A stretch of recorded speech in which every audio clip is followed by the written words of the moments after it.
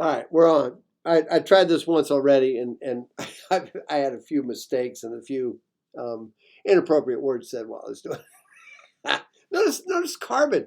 Notice carbon. It's got a negative. Pure carbon has a negative, and these semiconductors down here. Notice they have a negative coefficient of temperature. That's kind of cool in itself, right? But anyway, I wanted to do this problem because the solution I sent you, when I was reading it, I go, this doesn't make any sense to me, but maybe 1.03 works. You got to take 1.03 minus 1. But how?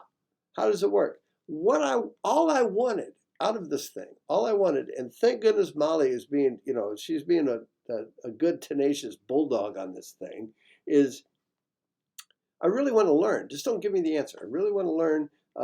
And she didn't say it, put it that way, but she's like, that answer's not right. So let's look at how I would actually solve this problem and not the way the expert TA people solved it. And they even got it, it wasn't finished, was all they did. All right, so here was the big equation that I wanted us to learn, all right, was that R, the resistance, and this is cool. I learned something new here, is equal to 1 minus alpha times the change in temperature. Okay, the new resistance is going to be now since alpha is negative, it's not going to change all that much. Okay, all right. Since alpha is negative, look at this. We've got a minus, so it's going to turn into a plus. So, and in this case, carbon alpha is equal to negative 5.0 times 10 to the negative 4 centigrade to the minus 1. All right. And here's how you do this.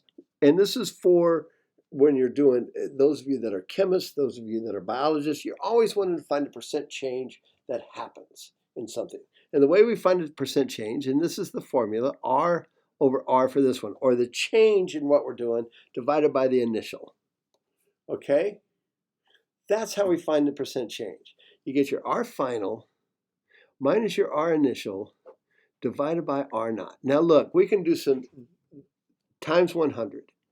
That's your percent change. You guys have done that. You do it in your chemistry labs where you find the error, all that kind of stuff.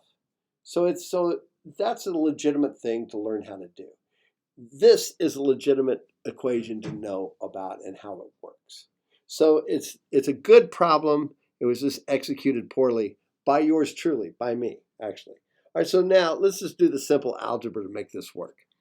So I know that R final, we'll make that R final, is equal to R naught times 1 minus alpha times delta T minus R naught divided by R naught. Oh my goodness. Oh my goodness. We can cancel away. Look at this. Bye, Felicia. There we go. So we wind up with 1 minus alpha times delta T minus 1 over 1. Look at this. We can drop those parentheses. 1 minus delta alpha delta T minus 1. Get rid of those. And so our answer, and then we're just going to take minus alpha, and this is what one of your other classmates found. She goes, I found the answer to this be this, times 100. Damn. Hate it when that happens. And that's it. Watch and learn. So we'll take negative times negative 5.0 times 10 to the negative 4. Some of you probably left it as negative 0.5 times 10 to the negative 4 Celsius to the negative 1 times that change in Celsius. And we only had to do the one change. From 55 minus negative 10, which would equal 65, times the change in T was 65 Celsius. Look at that. We're going to get, and we'll multiply that by 100. And you know what we get? I've already done it on my calculator 4,000 billion times. You get 3.25. And now you can actually see it and you know how it happened. Okay? And you know, and you understand it. Yay. Thank you to several of your classmates for being kind of, don't gaff this one off there, Doc. Okay, I won't. There you go. Out here.